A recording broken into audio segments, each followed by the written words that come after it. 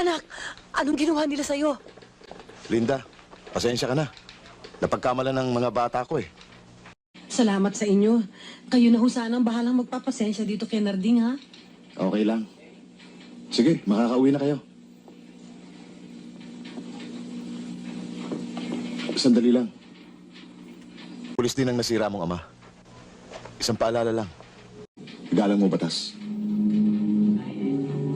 Kapitan, sana ho, igalang din ng batas ang karapatan ng bawat tao. Sige ho. Nay, happy birthday ha.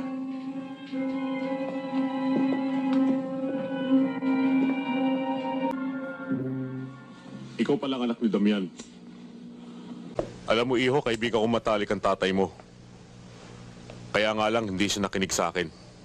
Di sana eh. Hanggang ngayon, buhay pa siya. Talagang nangangailangan nga ako ng mga bata. Pero hindi katulad mo na uhugin at may gatas pa sa labi.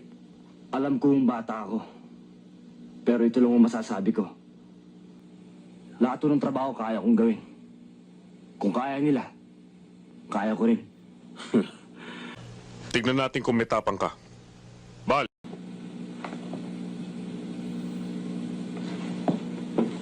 Isama mo nga siya doon sa lakad nyo kay Guido. Baka kumalog ang tuhod nito eh. Mabulilyaso pa lakad namin. Hindi kakalog to. Gawang baka yan eh.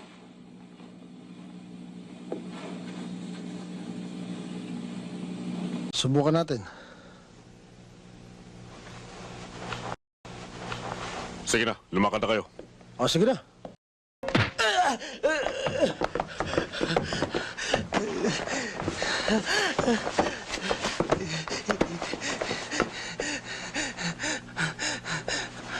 Bal, maawa ka.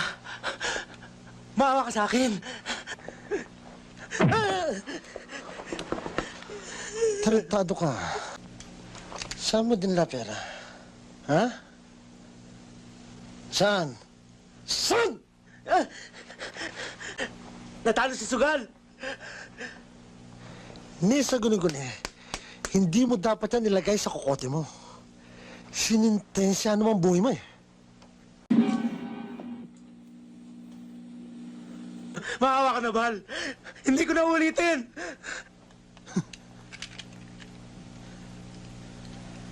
Talagang hindi ka na maulit. Nandeng!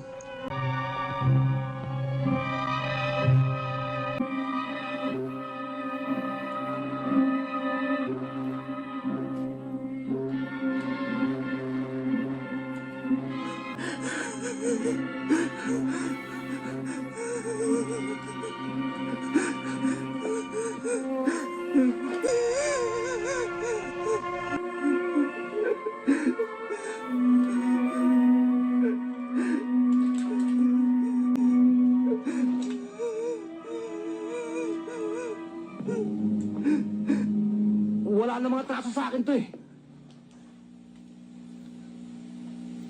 Sinasabi ko na nga ba eh. Akala ka ba baka lang tuhod mo? Ha?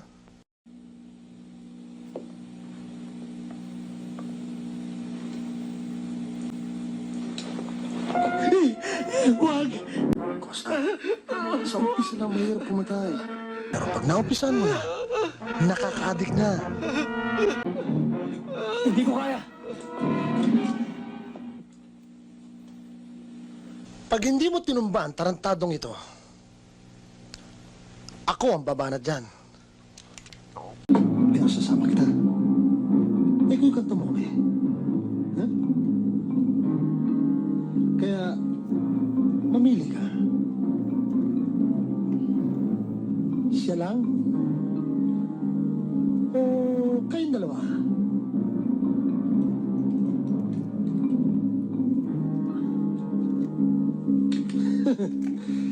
That's my boy.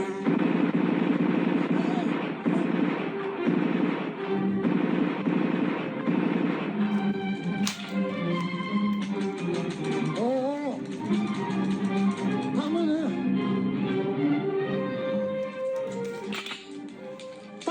eh.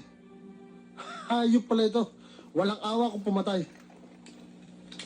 Dapat yung bangkay.